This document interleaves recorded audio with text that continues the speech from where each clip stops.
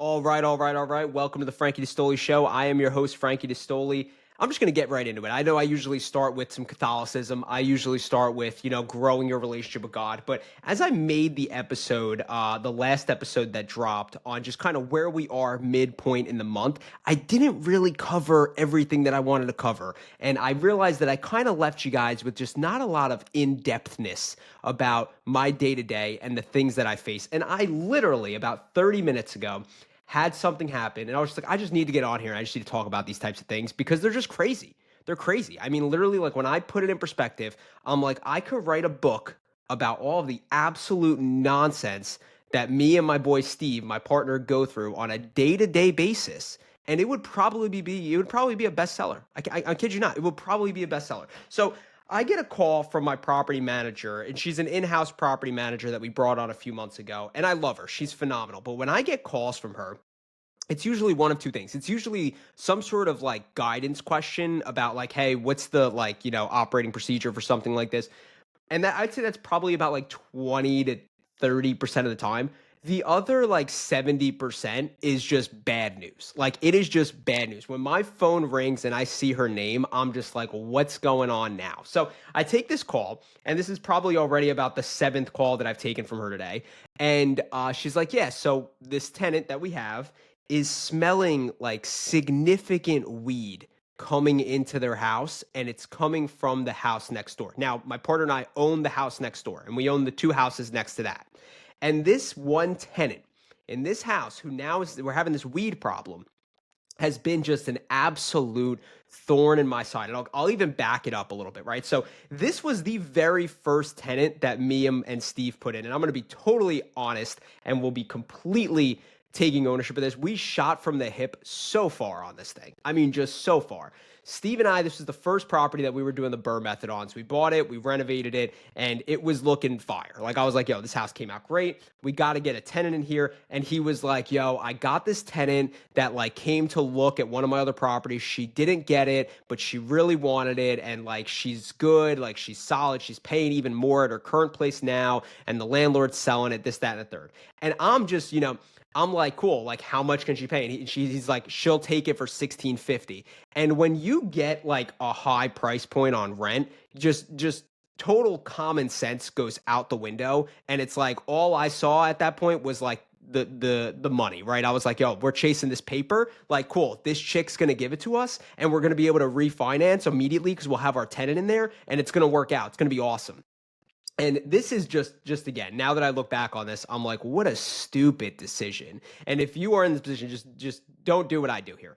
But long and behold, we end up meeting her out there. She's like, yeah, like, we really like it. Her like son's in the car, and like her daughter's there. And she's like, I take care of my mom, and that's how I get paid. And this is what I've learned is actually this is how a lot of people get paid. They like take care of their parents, and they get some sort of payment from it. And I've heard some absolutely absurd stories of like people just like pushing their parents to stay on life support because it's literally their income. It's disgusting. Not saying that that's what my tenant is doing. And she's absolutely not. But lo and behold, I was like, all right, that seems relatively sturdy income in a sense. I end up calling the old landlord, and I know I've talked about this on a prior episode, and I end up calling the old landlord.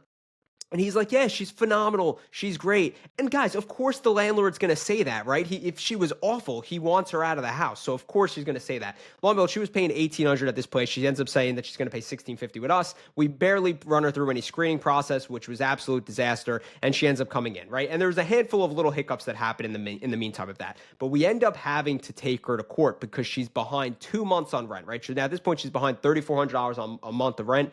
And I end up taking her to court. And I show up to court, and I'm absolutely baffled, but she ends up showing up.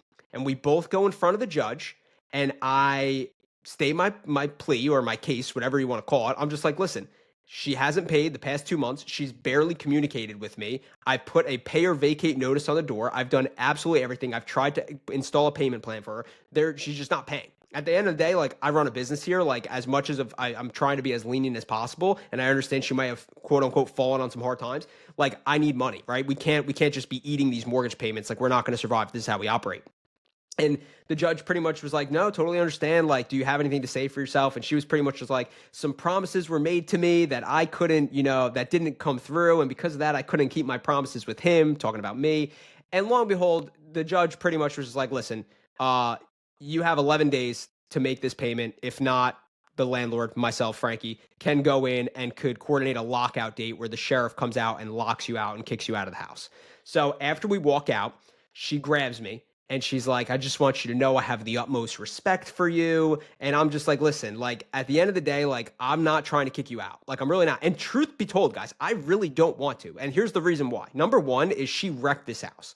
So if she wrecks this house, which I know she did, I am now going to have to sink another $20,000 to $25,000 in to get this house back up to being even a place where I could rent it out, right? So best case scenario for me is she just starts paying.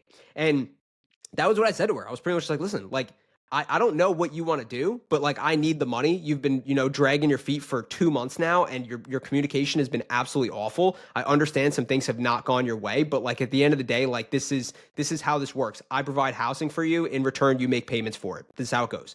And then, believe it or not, in that moment, she actually even had the audacity to ask me to renovate something in the house, which I did send my contractor to and renovated it because I didn't want to give her absolutely any excuse for saying that I actually am not doing my job as a landlord, as a property manager. So we sent our contractor out there, he ends up renovating it. And long and behold, on the 10th day, I hit her up and I'm like, cool, what are we doing? Am I going in? I'm going to file for a lockout. And she was like, I'm going to make the payment to you. I was like, awesome. She's like, I'll send you $1,800 today, and then I'll send you the other $1,600 on Friday. I was like, if you do that, I will push the lockout date out. Boom. She ends up doing it. All things go smooth for about a grand total of 21 days. Now I get this text that there's a smell of weed. So I end up texting, right? I'm going to pull my phone up real quick. I end up texting and I say, let me grab it. I break it down at this point, right? And at this point, keep in mind now, she's also behind. So she's made those two payments. She's back up for 3,400, and now she's behind again. She's behind a little less than 1 month. She's behind like 1,600 out of 1,650. So basically 1 month, right? And I pretty much just say, listen, I was on the block. I didn't want to rat out my other tenant, so I just pretended I was on the block. And I said, number one, there's a high smell of weed coming from the house. There's a very, very strict no smoking policy. If you are smoking weed inside the house or smoking in general or within 20 feet of it, that is a flagrant break in the lease and will result in an eviction. Number two, there is still a ton of trash all over the porch, from couches to broken dressers and a bunch of other stuff. We've reached out about this months ago. That trash needs to be removed. I could have someone come out and remove it, but I will be charging you a pickup fee. And number three, I need communication on rent payment. We have been very patient and on this, but I need clarity at this point. You have 24 hours to clean up the trash, stop the smoking, and make a payment towards your outstanding balance, or I will be coordinating the lockout date. Thank you. Here is the reply. Okay, as soon as I get home. They were out over the weekend and I got kidnapped this morning. So as soon as I get home, what is going on here? Like literally what is going on here? The jury is out. I will be at the courts tomorrow and I will be filing for eviction, and odds are I'll end up back in court. And odds are, guys, she will also show up. And we will have a very, very similar conversation in front of this judge. The only difference is now I have to evict her. And the reason why I have to evict her, even though I don't want to necessarily get her out of the house because I have to renovate it then, and that's money out of my pocket, the reason I have to evict her is because now it's starting to affect my neighboring tenants. And that is now a bigger, bigger problem. So this is one that, truth be told, is on the priority list. I don't want to necessarily say I was running away from it. I was just trying to withstand the storm in a hopes that, things would work out. And it just doesn't seem like it's going that way. Now, if by some miracle a payment is made tonight and that porch is cleaned up tomorrow and they all decide, hey, we're just going to, lay off the grass and stop smoking weed, awesome. Then maybe we can move on and we could put things behind us. But I highly doubt it. So stay tuned. I'll probably be, maybe I'll make an episode from court. We'll have fun with it. But that's one of the very, very little details that are going on within the day. We also had, this month, we had how many? Five refinances this month, in hopes that it would have been 7, but it looks like 2 of them are going to be pushed back to February, like I talked about in the last episode. But we had these 5 refinances, and these have just been an absolute headache to get through. We bounced around 2 different lenders. We were with one lender, it ended up not going through, and then we ended up bouncing to another lender who was going to give us 75% loan to value. Again, just some details on that. 75% loan to value pretty much means that bank is going to lend 75% of what the house's value is in regards to a loan to replace our old loan. So for instance, if our house value is $200,000, just do 200,000 times 75%, the bank's going to give us a loan of up to $150,000 on that property. If we already owed $100,000 on that house, you would take that 150 minus the 100,000, that gives you $50,000, minus out, closing costs, anything else along those lines, and then you're looking at what your walkaway number would be, right? In a situation like that, that's a typical refinance. So we were going with another lender who said they were going to give us 75% loan to value. They keep our 5 refinances locked up in refinance jail, refinance purgatory for 2.5 weeks, just after underwriting, to come back to us and say, you know what, we want to build a little bit of a relationship with you guys. We're going to start you off at 65%. Let me tell you something. If you want to build a relationship with me, you don't change terms before you go to close. All right. Now we have no relationship. We will never do another deal with them again. But long story short, we ended up having to bounce it out to a third lender. Thankfully, they took it. They did a really, really excellent job with it. And we were able to close on all 5 of these refinances. And I'll break down these 5 deals. So one of them was this one property. It's a single family house.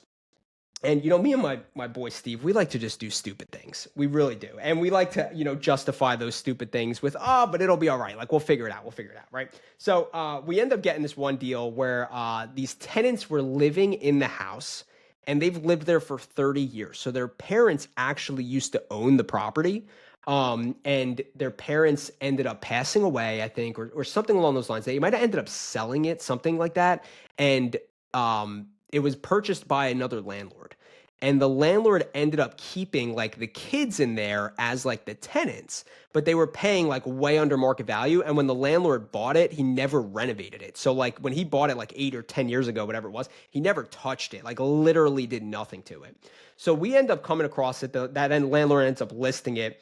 And we end up coming across it, and we actually really like the deal because it's right around the corner from literally this other deal that I was just talking about with this tenant. So we knew what our ARV was going to be. And even though we're dealing with the tenant problem on that deal, like when it comes to number wise, like for what we got the deal for what we renovated it for, it's a really good deal. So like we were able to really kind of match those numbers on this. Now the problem is we're inheriting a tenant, right? So we had a few things to discuss here. Number one was immediately we went in there and pretty much were like, listen, you're paying way under market value. We need to get you up, right? And we need to at least like get an idea of where you could pay. So they pretty much were able to come up $400 a month on their rent, which was decent. It's not like nearly market rent. We're getting $1,200 there, where market rent on these other houses that we're getting are $1,650. So it's obviously still very, very low.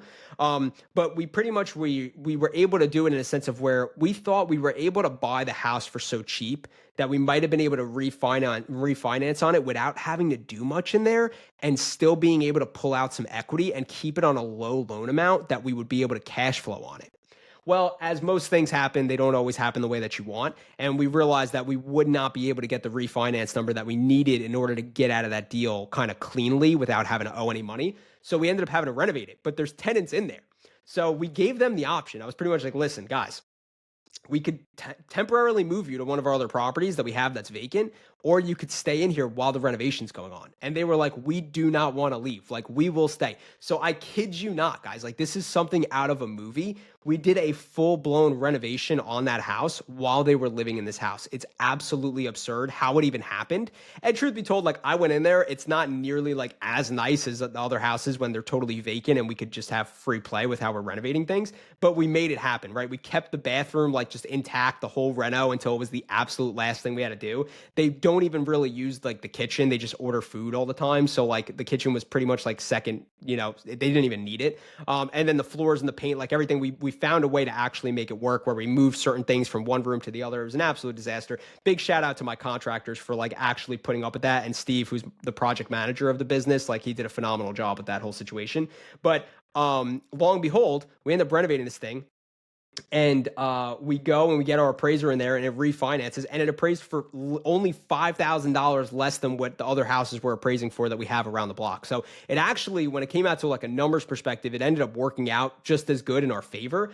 It was just a little bit chaotic of really trying to make that happen. But one of the most like greatest things about that was after it was renovated, the tenant, who, again, this was his family house, it's had it for 30 years. And guys, it was so bad.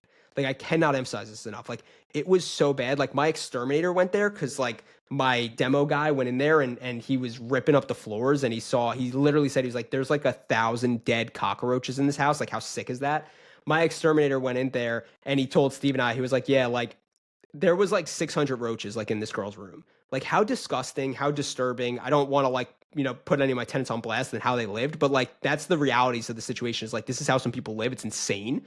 And when we fully renovated this and rid it of all the roaches and put brand new LVP in there and quartz countertops and new appliances and a new bathroom, the tenant was literally in tears. Like literally he was crying and was like, my dad would be losing his mind if he saw what this house looked like right now. And that was extremely rewarding for us. And it was. And I'm very, very happy it worked out. And we ended up getting that deal refinanced. We ended up pulling out about $5,000 on the back end on the refi. We bought it with private money, so we didn't bring any money to the table when we purchased it. And after about 5 months, we pulled $5,000 out of it and we have a cash flowing property. So it's not a home run deal by any means. I would classify that as a true single. That is like a true single. We just made a few grand on it as the time went on, and we pretty much like got out of that thing unscathed and now have some decent cash flow coming in. The next one is another single family, and this one we bought, and we learned a lot about this house. I mean, this one is like in the cut. It is in the hood. Our contractor got literally held up at gunpoint like 2 weeks after we bought this house, and he was doing demo, the same one that did the demo with the roaches. So he's a true ride or die contractor. Shout out to my mentor for connecting me with him. But yeah, this one we learned some lessons on. We actually brought in a new contracting crew for this. It was the first time that we worked with them. And it was these two guys that we met when we were looking at potentially buying a property. One of the contractors, his dad owned the house. He was looking about selling it. And he said that, he was in the business and he had a contractor and they were going to team up. Steve and I are like, you know what, like whatever, like our main contractor's working on like 3 houses right now. Like we need another crew anyway. Like let's bring these guys in and see what happens. And they didn't do a bad job. They were able to match the pricing that we got. They didn't do a bad job, but they actually had some friction as it was going on. And the two contractors were fighting with each other as this whole project was happening. And lo and behold, after the project was done, they ended up breaking up. So we can't even use both of them anymore. We kept one of them as kind of like our handyman. He like runs around and does a bunch of stuff for us now, which has been beneficial. But they end up breaking up. There was a ton of friction throughout that whole process. And lo and behold, again, not a grand slam deal. This deal is definitely working out better for us cash flow wise because we are getting market rent on that. We're at back at $1,650 on this deal. And when we refinanced this one, we were able to also pull out just under $5,000. We pulled out like $4,800. So on the refis, these weren't bangers. But they are, at least this one will be a decent cash flow one. And we learned a lot about this area. We projected our ARV to come back about $15,000 higher than what it actually did. So we actually really learned a lot about this particular area and buying in there. And we did end up picking another one up a couple blocks away. So we do have some good predictability about what our ARV is going to be there and what type of renovation we need to do to get that ARV. And then we also had 3 more refinances happen. And we refinanced these into a portfolio loan because we bought it as a portfolio. So this was the creative finance deal that I know I've mentioned on this show a couple of times now. We had a landlord who was looking to sell these 4 properties. I'll give you kind of the nutshell of it again. He was looking to sell these 4 properties. His asking price was way over the top. We ended up talking and getting into a creative finance deal where Steve and I entered into his LLC. We came in as 80% owners of the LLC. He's only 20%. The reason that is because he doesn't need to personally guarantee the loans anymore. So it's basically like me and Steve really took over these loans. The landlord that we jumped into the LLC with, he brought the real estate. So Steve and I didn't pay a dime for these 4 properties, but what we bring is the boots on the ground experience and the management, right? So we're bringing the property management, we're bringing the project management. And as these went on, we closed on this in the middle of June. We just hit these refis on it. So pretty much a 5-month project overall. We renovated 3 out of 4 of these houses. The 4th one is still in renovation. It's a big house, 6 bedrooms, 2.5 baths. That's taking a while to renovate. Plus, we're also in the mix of like 3 other renos at this current moment. But we ended up renovating these 3. We ended up renting out 2 of them. We have a tenant that is actually looking at the other one this weekend. So we are projecting to rent that one out. She seems really, really solid too. So I'm excited about that tenant. And then we ended up refinancing on these. Now we brought no money to the table on this and we didn't use private money. This was a creative finance deal where we picked up these 4 houses for nothing. And Steve and I ended up similar. It's ironic how it ended up working out this way. We ended up cashing out on all 3 of those deals about $11,000. So all in all, between these 5 refis, Steve and I walked away with about $21,000 in the refinance money. But what we actually did was with those 3, with this portfolio deal, is part of the agreement that we entered into with this landlord was that Steve and I are going to get 80% of the net cash flow every single month. but we would take a bigger discounted hit on the refinance value. We will only take 25% of the refinance value, whereas the current landlord's going to take 20% of the net cash flow. So he's kind of still in as a bit of a passive investor, but he gets a bulk of the refinance. He's getting 75% of the refinance value. The reason that is because it was his properties. If he did sell it, he would have walked away with some similar profits, but it made more sense to him to give it to us because he stays on as a little bit more of a passive investor. So we ended up actually, after this refinance happened, we ended up getting a check for $41,000, but we gave him his cut of 30 grand and Steve and I took 11. And then on the next one, this last big property, we should be seeing a check for probably about, I would say like 60,000, where me and Steve are probably going to take about 15 to 20 of that. And then the other 40 will go to the other investor who's part of the LLC with us now.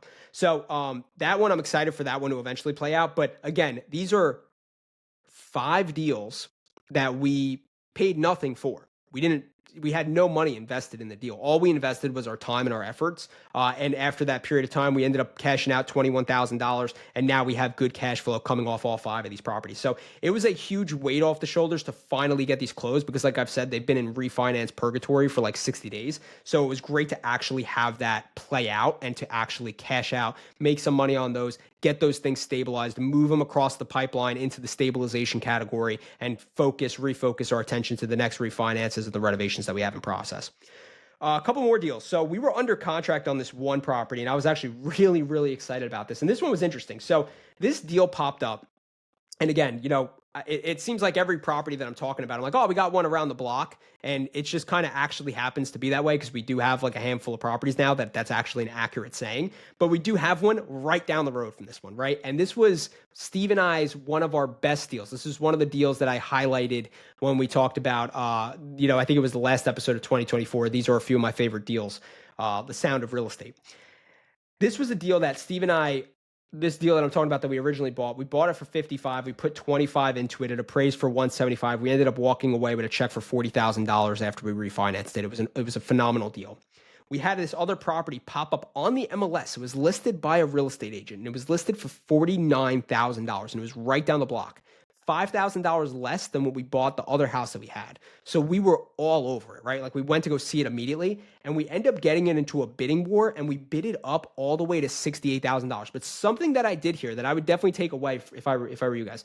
Steve is a licensed real estate agent. I am also a licensed real estate agent, although my real estate license is somewhere in the abyss right now. It's been a while. I haven't even renewed it. We went out to look at that property, but because we wanted it so much, we went directly to the listing agent and we said, you could rep us on both sides. The reason I do that in that scenario is because I want the insider information, right? I want to know, I want this listing agent to tell me, yo, you're getting outbidded by $3,000 or, hey, this is in the bag. Like if you bid this, you're going to get it. I want that inside information. Whether the listing agent's supposed to do that or not, I don't know. I don't really care. All I know is I want as much insider info as I could get so I could leverage my offer the best way that I can. So we went directly to the listing agent. Long and behold, we ended up offering like 55 on it. It was listed for 49. We ended up offering like 55.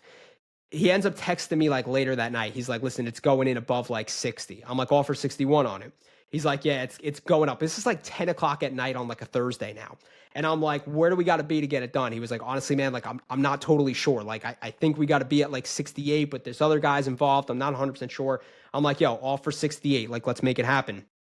And at this point, Steve and I, we're pushing it. Like we know we're pushing it, but we have such confidence in the fact that we're going to get the ARV that we want on this thing if we do it the right way. So we're very confident that we're still going to make it happen at 68. The agent ends up texting me and he's like, the seller's like a little worried that you're like not going to close.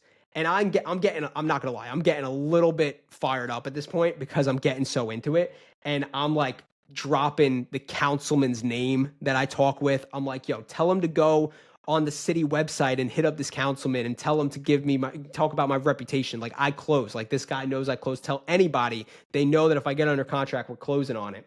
And lo and behold, they end up not taking our offer at 68. They were also asking for some egregious stuff. They wanted like $10,000 down in option money, which like, listen, I get it. Like I've requested that from some investors as well, but like on a $68,000 purchase price, I'm not putting 10 grand down. Also, when we're buying 3 properties a month, we ain't got $10,000 to just start throwing around in all these escrow accounts. But lo and behold, we end up losing that deal. They end up getting taken. Someone takes it off them for 69 or whatever it was. And we were disappointed. I'm not going to lie. We were like, damn, like we wanted that deal for sure.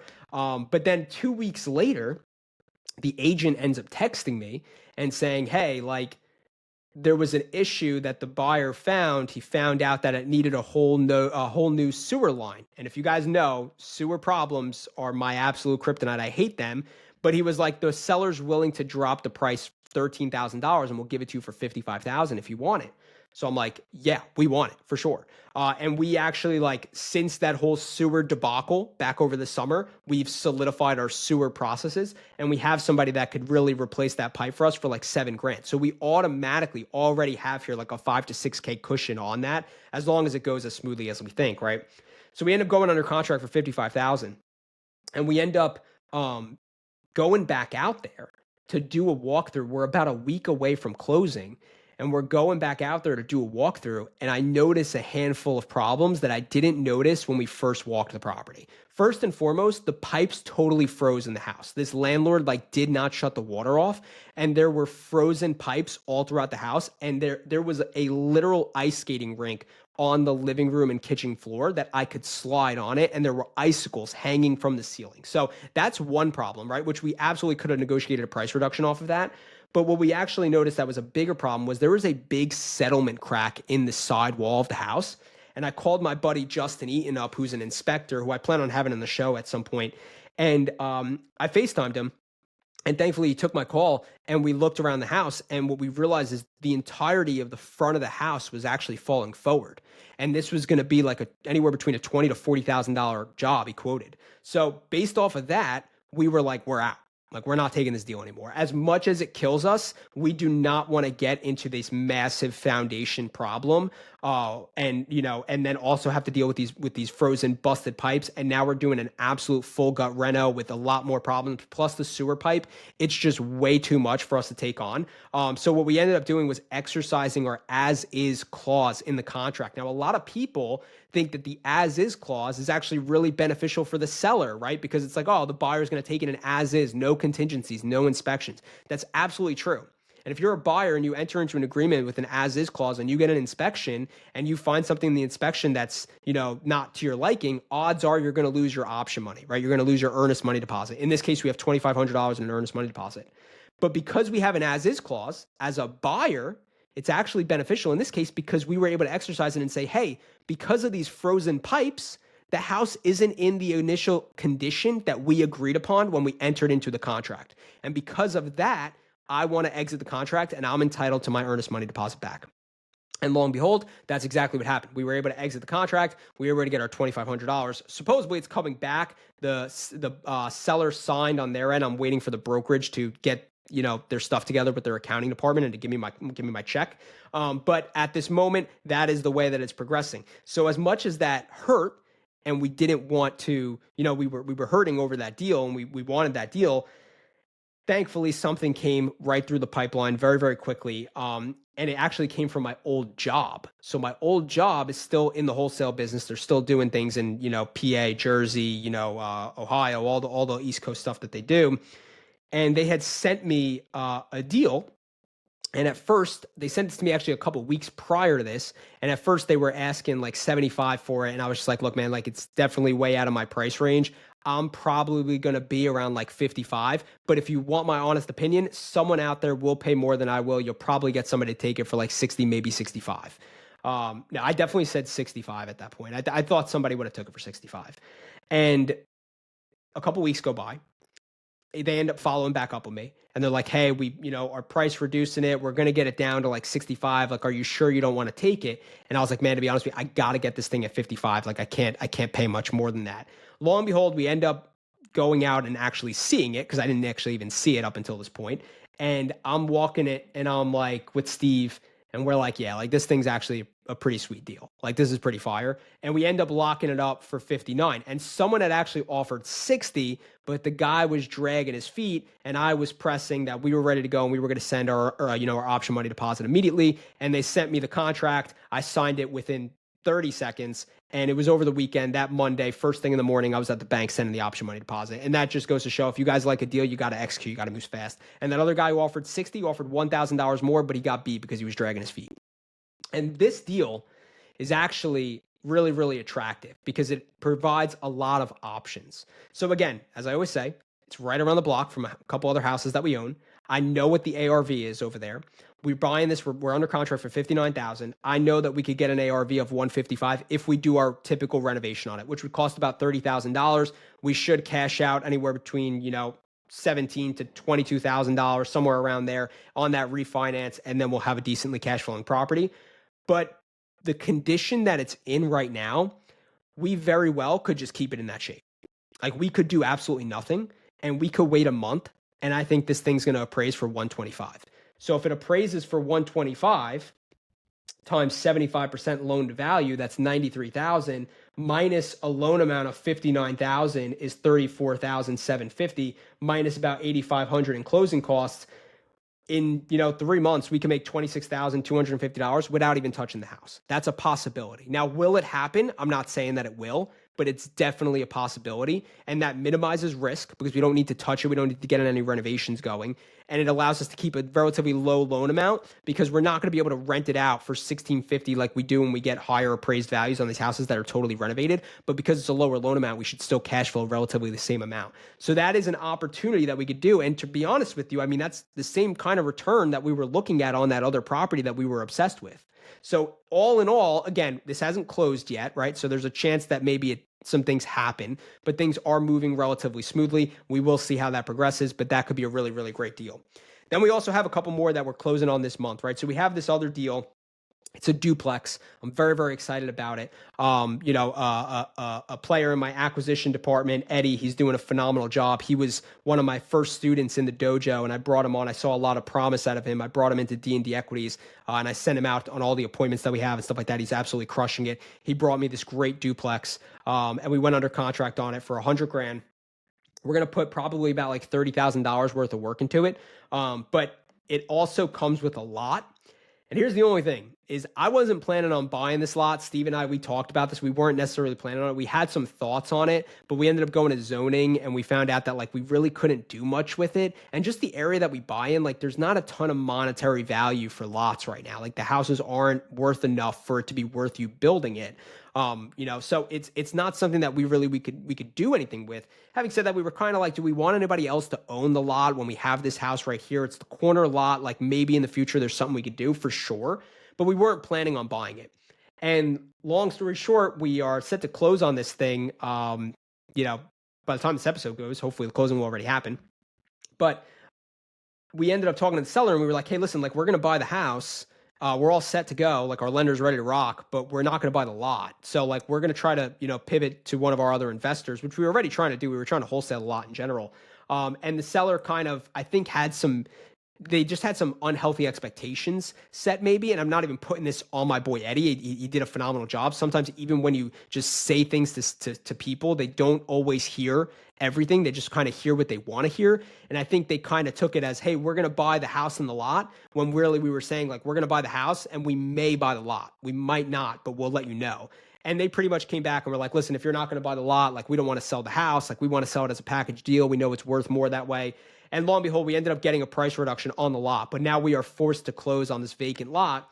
And I'm closing this duplex with our private money lender, and he fronts some of the money ahead of time. So I have to use some of that money. I'm going to use some of it to buy the vacant lot. And I could pull from reserves to buy it, but I'd rather just keep it all under one hood with this deal. And because I have a little bit more, thanks to Steve, he juiced our renovation budget a little bit more on this deal. We do have some wiggle room in there to actually use to buy the lot. But we're kind of getting suckered into this lot. So we'll see if we end up doing anything with it. If not, I don't know, maybe we'll throw a garage on it and rent it out or something. I don't know. I got to talk to the councilman about that.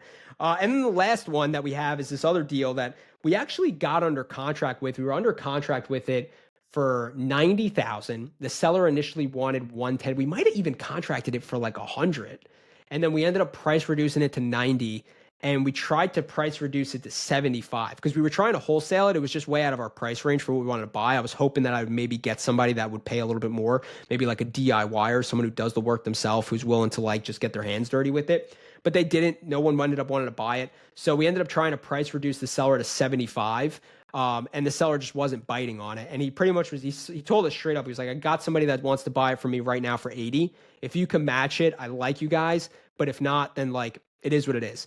And I was being a little stubborn, and I was just like, I think they're bluffing. I don't think they really have somebody at 80. Stay hard at 75. And lo and behold, they had somebody at 80. But what the seller thought was that that person was buying the house. And about 2 days later, the house ends up popping up on the MLS. So I shoot it over to Eddie, and I'm like, yo, just, do what you want to do with this. But if it were me, I would just let the seller know. And people listening, you guys might be like, yo, you're absolutely blowing up this guy's spot. Guys, let me tell you something right now. Like, I have a very, very strict policy with my guys that we tell everybody what we do straight up. And I don't stand for people that lie and beat around the bush. Now, that's not to say that this guy was doing that, because he absolutely could have still been intending to buy the house, but he might have just wanted to list it on the MLS to see if he could sell it, which is totally fine. But at least be straight up with the seller about that. So I tell, Eddie, you do what you want with this thing. Here's the information. And Eddie has a great relationship with the seller, and he just put it in front of him. It was pretty much just like, look, I know you think that this guy's buying it, but I'm seeing it right now. And truth be told, Mr. Seller, if you go on Zillow, you're going to see it yourself. So here it is. Whatever you want to do with that is totally up to you. The seller was very disappointed in this because he thought the guy was buying it. He ends up going back to the guy and says, like, I don't want to go forward with it anymore. And the guy is absolutely holding his feet to the fire. He's like, you're in a contract. I'm not letting you out. Just, in my opinion, truthfully, just bad business. I don't really like business that way. But again, everybody to each their own on how they operate. And he was going in and he was fighting this. And the seller was coming back to us and was like, look, I got to wait until I'm out of contract on this thing. And the guy was trying to wholesale it. He couldn't sell it. He was trying to sell it for too much. We ended up going back with the seller once he was out of contract, and we did end up locking it up for $80,000. I probably could have slapped the handcuffs on at 75, but at the end of the day, it's a good deal. I'm not losing sleep over the $5,000. I'm ready to close on it, and we're set to close on it on the end of the month. So a lot of positives in regards to like the acquisitions aspect, but just so much craziness when it comes to like tenants and contractors and all of this other stuff. But lo and behold, that is kind of a little more of an in-depth breakdown of how the start of 2025 is going within D&D Equities. And I hope that you guys enjoyed the info. I hope that you learned something out of it. And I will continue to keep you posted on the debacles that go on a day-to-day basis. And again, if I make a book, I will definitely let you guys know. I think one day I want to make a book on, but I'll probably call it Pray the Rosary, Buy Real Estate. I think it'll be a great book on achieving generational wealth while, striving for spiritual poverty, as we talk about when we say pray the rosary and buy real estate. And I think there's a lot that I could do in regards to how I could make that book. I think that's definitely on the forefront of my mind. But if you guys have any questions, follow me on Instagram, Frankie D'Astoli _REI. Go to Dastoli'sDojo.com to sign up for our wholesaling real estate course or to join one of our mentorship programs. And keep in mind, just on the forefront, Rosary and Real Estate, I am going to be coming out with an in-person event in the beginning of February. So if you are in the New Jersey, PA, Delaware, New York area, or if you want to travel from far, by all means, it's not going to be anything crazy. It's not like a 3-day event or anything like that. But if you are interested in growing deeper in your faith and learning how to invest in real estate, that is an event. And these are going to be totally free events. This is just to promote the rosary and to promote real estate investing. So I look forward to those. If you guys have any questions, like I said, feel free to reach out to me. But in the meantime, pray the rosary, buy real estate, and I will talk to you guys soon. Peace out.